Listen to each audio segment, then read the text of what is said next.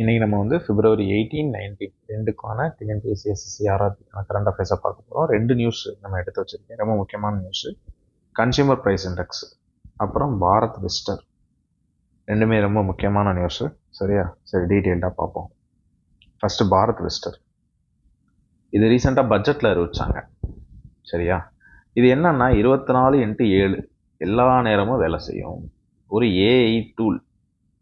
யாருக்காக அப்படின்னா விவசாயிகளுக்காக, விவசாயியோட உதவித்தளம். எல்லா தகவலும் ஒரே இடத்துல கிடைக்க போகுது. ஒவ்வொன்றுக்கும் ஒவ்வொரு ஆப்புன்னு இல்லாமல் எல்லாத்தையும் ஒரே இடத்துல. இப்போ ரயில் ஒன்றுன்னு ஒரு ஆப் வந்துச்சு, தெரியுமா? இந்த ரயில் ஒன்றுன்ற ஆப்பில் என்ன பண்ணாங்க அப்படின்னா, ஆல்ரெடி நிறைய ஆப் இருந்துச்சு ரயில்வேஸ்ட்டை. ஐஆர்சிடிசி இருந்துச்சு, யூடிஎஸ் இருந்துச்சு, அதுக்கப்புறம் இது மாதிரி வேரியஸ் ஆப்ஸ் இருந்துச்சு. இது எல்லாத்தையும் ஒரே இதில் ஒருங்கிணைச்சாங்க. இப்போ விவசாயிகளுக்கு அது மாதிரி பாரத் விஸ்டார்னு ஒரே ஆப்பில் கொண்டு வராங்க. விஸ்டார்னா என்ன சார் அப்படின்னா, விர்ச்சுவலி இன்டகிரேட்டட் சிஸ்டம். இன்டகிரேட்டட்னால என்ன, ஒருங்கிணைந்த டு அக்சஸ் அக்ரிகல்ச்சர் ரிசோர்ஸஸ். சரியா? யார் இதை பண்ணுறாங்க? மினிஸ்ட்ரி ஆஃப் அக்ரிகல்ச்சர் இதை செய்கிறாங்க. முக்கிய நோக்கம் என்ன இப்படி பண்ணுறதுக்கு? விவசாயிக்கு ஒரே பிளாட்ஃபார்மில் என்னென்ன வெதர் எப்படி இருக்குது, மார்க்கெட் ப்ரைஸ் என்ன, பெஸ்ட்டு இந்த கெமிக்கல் இதெல்லாம் போடுறாங்க இல்லையா, அந்த டிசீஸ் ஏதாவது வருதா, அதை முன்கூட்டியே தொளிக்கணுமா இல்லையா, அந்த அலர்ட்டு, கிராப்பை எப்படி மேனேஜ் பண்ணுறது, சாயில் எப்படி மேனேஜ் பண்ணுறதுக்கான அட்வைஸு, கவர்மெண்ட் ஸ்கீமோட டீட்டெயில்ஸையும் சேர்த்து பண்ணுறாங்க. இதுக்காக அவங்க பல வெப்சைட் போகணும், பல ஆஃபீஸ் அலையணும். இனிமேல் அது தேவையில்லை. இது வந்து ஈஸியாக டெசிஷன் எடுக்கிறதுக்கு அவங்களுக்கு ஹெல்ப்பாக இருக்கும். எப்படி பயன்படுத்தலாம் சார்? சேட்பாட் மாதிரி கொடுத்துருவாங்க sir. ChatGPT, Gemini, AI, அது மாதிரி ஒரு சேட்பாட் மாதிரி கவர்மெண்ட் கொடுத்துரும். அதில் நீங்கள் டெக்ஸ்ட் மெசேஜாகவும் டைப் பண்ணலாம், இல்லை அதுலேயே வாய்ஸ் ஏஐ அசிஸ்டண்ட்டையும் கொடுத்துருக்காங்க, பாரதி அப்படின்ற பேரில். ஸோ அதில் மூலையும் யூஸ் பண்ணிக்கலாம், இல்லை ஹெல்ப்லைன் நம்பரை வச்சும் பண்ணலாம், 155261. இதை வச்சும் கால் பண்ணி கேட்டுக்கலாம். சரியா? லாங்குவேஜ் இப்போதைக்கு ஹிந்தி, இங்கிலீஷில் அவைலபிளாக இருக்குது. ரீஜனல் லாங்குவேஜ் ஆட் பண்ண போகிறாங்க. சரியா? ரீஜனல் லாங்குவேஜ் விரைவில் ஆட் பண்ணி, இதெல்லாம் ரொம்ப சூப்பர் ஸ்கீம். இது உண்மையிலேயே நல்ல ஸ்கீமு.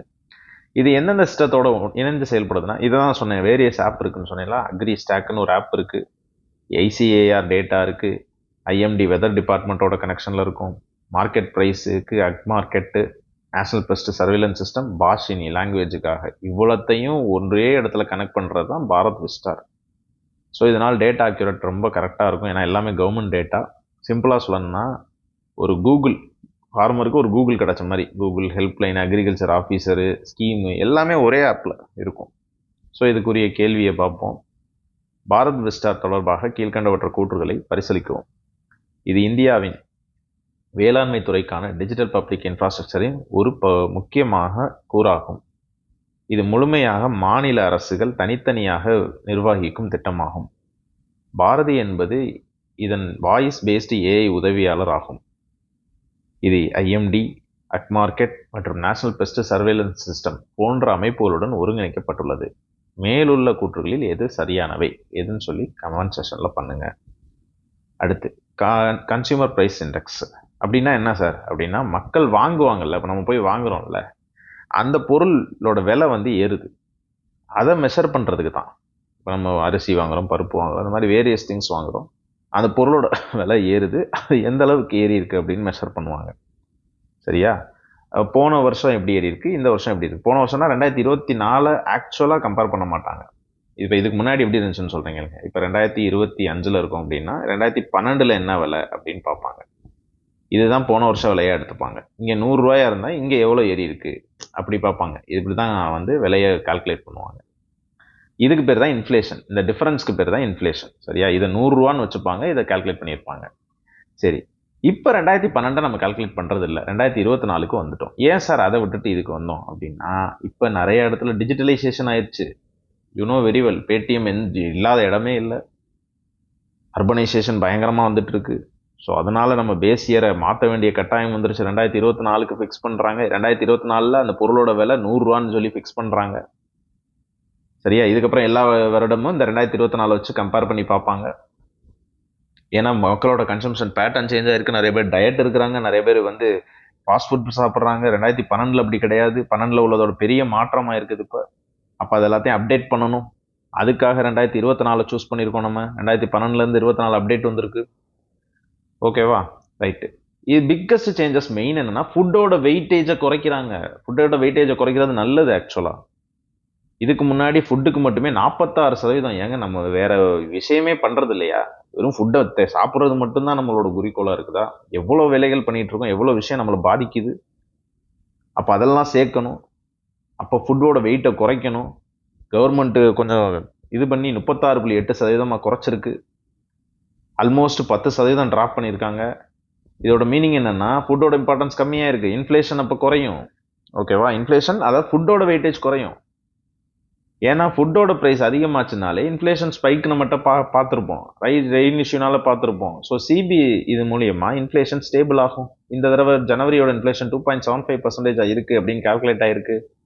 சரி, இதுக்கும் ஆர்பிஐ இன்ட்ரெஸ்ட் ரேட்டுக்கும் என்ன சார் சம்மந்தம் அப்படின்னா, ஆர்பிஐ கிட்ட தான் இந்த இன்ஃப்ளேஷன் அப்படின்ற விஷயம் இருக்குது. இந்த இன்ஃப்ளேஷனை வச்சு தான் அந்த மானிட்டரி பாலிசி கமிட்டின்னு ஒன்று சொல்லுவாங்க. இதை நான் அப்புறமேல் டீட்டெயிலாக சொல்கிறேன். இவங்க தான் வந்து ரெப்போ ரேட், ரிவர்ஸ் ரெப்போ ரேட்டுன்னு ஒன்று இருக்குது, அதை ஃபிக்ஸ் பண்ணுவாங்க. இதை பொறுத்து தான் கடன் கொடுக்கறது, கடன் வாங்குறதெல்லாம் முடிவாகும். இந்த இன்ஃப்ளேஷன் இப்போ அவங்களோட டார்கெட் என்னன்னா, இன்ஃப்ளேஷன் எப்பயுமே இந்தியாவில் 4%, 4% +2 வச்சுக்கணும், இல்லை -2 வச்சுக்கணும். இதுதான் அவங்களோட டார்கெட். ஒன்று இதை +2 வச்சுக்கணும், இல்லாட்டி இதை -2 வச்சுக்கணும். சரியா? இப்போ நமக்கு 2.75% இருக்கு. 2.75%ன்றது எஸ், அவங்க சொன்ன, அதாவது 2லேருந்து 6 இதுக்குள்ளார தான் இருக்கு. அப்போ இன்ட்ரெஸ்ட் ரேட்டை ஹைக் பண்ணுறதோ குறைக்கவோ தேவையில்லை உங்களால்.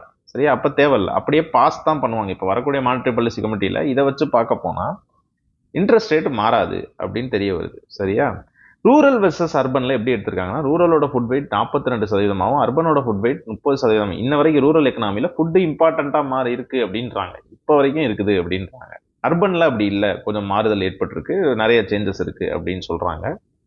குளோபல் கம்பேரிசனாக பார்க்கும்போது டெவலப்டு கண்ட்ரீஸ்லாம் அந்த ஃபுட் வெயிட்டை வெறும் 11லேருந்து 26% தான் எடுக்கிறாங்க. நம்ம பாருங்கள் 36, அதுவே வந்து நம்ம வந்து இது பண்ணு சொல்கிறோம்.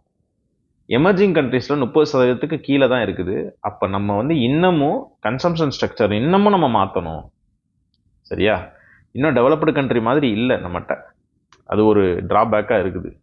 ஒரு சிம்பிளிஃபைடாக சொல்லணும்னா, பேஸ் இயர் அப்டேட் பண்ணியிருக்காங்க. ஒரு நியூஸ் ஐட்டத்தை இதனால இன்க்ரீஸ் பண்ணியிருக்காங்க. ஏன்னா 2012லேருந்து 24 வந்திருக்கோம், நிறைய ஐட்டம் சேஞ்ச் பண்ணியிருக்கோம். நம்மளே 299 ஐட்டம் இருந்த இடத்துல 358 ஐட்டத்தை கம்பேர் பண்ணியிருக்காங்க. இது ஒரு நல்ல விஷயம். சர்வீசஸும் இன்க்ரீஸ் ஆகிருக்கு. 40 சர்வீஸ்லேருந்து இப்போ 50 சர்வீஸாக மாறி இருக்குது. Food wait குறைச்சிருக்கோம். இன்ஃப்ளேஷன் 2.75% இருக்குது. இதனால் ஆர்பிஐயோட இன்ட்ரெஸ்ட் ரேட் பாஸ் ஆகும் அப்படின்றது தான் அனுமானம். ஓகேவா?